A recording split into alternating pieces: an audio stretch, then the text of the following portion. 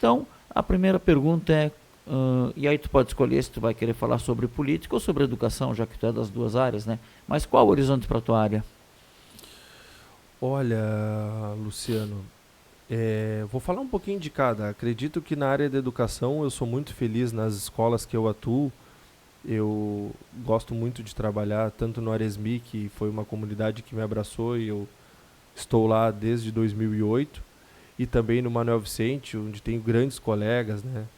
E a gente vem desenvolvendo esse trabalho ao longo desses anos e eu pretendo seguir, né, se possível, trabalhando nessas duas escolas. Tenho interesse, sim, em um dia retomar os estudos, o doutorado. Participo de 2 grupos de educação integral nacional, né? E a gente vem acompanhando as políticas públicas e alguns casos de sucesso dessa educação integral, como tu falou lá, né, que tu ficou surpreso e tal, da escola de Pelotas. Existe uma lei federal que vem buscando, né, ao longo dos anos, ampliar o número de ofertas de educação integral em todo o Brasil.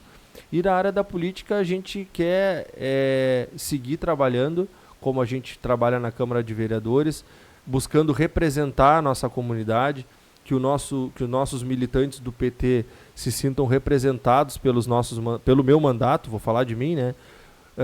Também procurar sempre estar levando esses anseios da comunidade que nos procura, procurar sempre ter esse mandato aberto e um mandato com cara de defesa da educação, melhoria da educação, um mandato com característica de defesa da criança e do adolescente, um mandato que tenha o diálogo e sempre um mandato muito ético, né, um mandato que não vai reduzir nunca os debates na Câmara de Vereadores e nas políticas que a gente propõe.